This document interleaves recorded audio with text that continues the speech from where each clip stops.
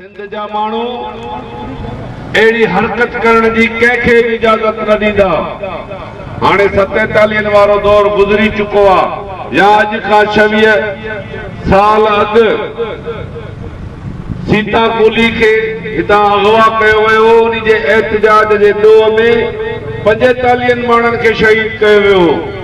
असां उन्हनि हुकुमराननि खे ॿुधाइण चाहियूं था त ही जेके नाटक ऐं बदमाशूं कयो पिया उहे सभु एजेंसियुनि जे इशारे ते मज़हब जो नालो वठी इस्लाम जो नालो वठी धरती जे धणनि खां पंहिंजूं ज़मीनूं पंहिंजा ॻोठ पंहिंजा इलाइक़ा पंहिंजूं जॻहूं पंहिंजूं मिल्कियतूं ख़ाली कराइण जी साज़िश आहे। असां ॿुधायूं था त जीअं सिंध क़ौमी महाज इन साज़िश खे मुकमिल तरह सां नाकाम बणाईंदे सिंध जे हिंदू भाइरनि खे असां इहो यकीन था ॾियारियूं त तव्हां सिंध जा वारिस आहियो, असांजा भाइर हो, सिंध जा मालिक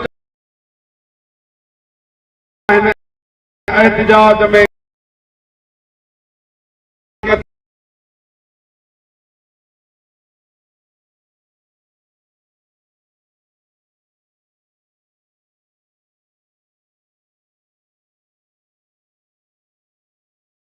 कयो वियो।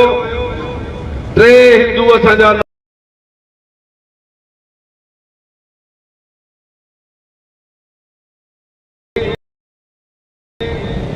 पर सॼी सिंध जे अंदरि अहिड़े क़िस्म जूं ज़्यादतियूं थी रहियूं आहिनि। ख़ुसूसन हिते मीरपुर ख़ास में 3 महीननि में 40 खां वधीक हिंदुनि भाइरनि जे ख़िलाफ़ ज़्यादतियूं थियूं। उन्हनि खे क़त्ल कयो वियो। FIR दर्ज नथियूं थियनि। सरकार धुर बणी बीठी आहे।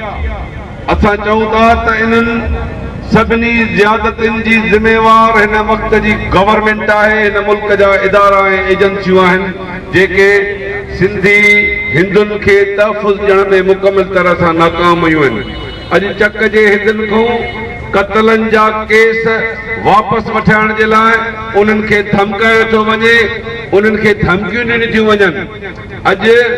अॼु के मज़हबी धुरियूं वरी सिंध जे अंदरि फसाद कराए सिंधी माण्हुनि खे पाण में विढ़ाइण घुरनि थियूं ऐं इन जे पोयों जेके हथ आहिनि असां ॼाणूं था त इहो ॼाणी बुझी सिंध जे माण्हुनि खे या जिन माण्हुनि कल्ह हिंदू नियाणियुनि जे अगवा करण जूं धमकियूं ॾिनियूं आहिनि असां उन्हनि खे ॿुधायूं था त हाणे सॼी सरापा एहतजाज थींदी ऐं आउं सिंधी भाइरनि खे असां पंहिंजनि हिंदू भाइरनि खे इहा अपील था कयूं। सिंध तव्हांजी धरती आहे, सिंध तव्हांजी माउ आहे। धरती मां को बि गैरतमंद पुट न छॾींदो आहे। हिन सिंध जे लाइ राजा ॾाहर शहीद थियो। हिन सिंध जे ख़ातिर हेमू कालाणी फाही चढ़ियो। हिन सिंध जे ख़ातिर रूपलो कोली विढ़ियो। पर सिंध जो बच्चो हिन धरती मां जे मथां क़ुर्बान थियो आहे। असां पंहिंजी धरती धारनि जे हवाले करण जे लाइ तयारु न आहियूं। असां सम्झूं था त इन जो वॾे में वॾो सबबु ही पाकिस्तान आहे जेको इस्लाम जो मज़हब जो नालो इस्तेमालु करे असांजे धरती धणनि खे पंहिंजी धरती मां छॾण ते मजबूर कयो थो वञे। असां इन जो मुक़ाबिलो कंदासीं जेकॾहिं हिन एहतजाज जो नोटिस न वरितो वियो ऐं सॼे सिंध जे अंदरि असांजे हिंदू भाइरनि खे तहफ़ुज़ फ़राहम न कयो वियो त पोइ सॼी सिंध सरापा एहतजाज थींदी, रोडनि ते ईंदी, रस्तनि ते ईंदी।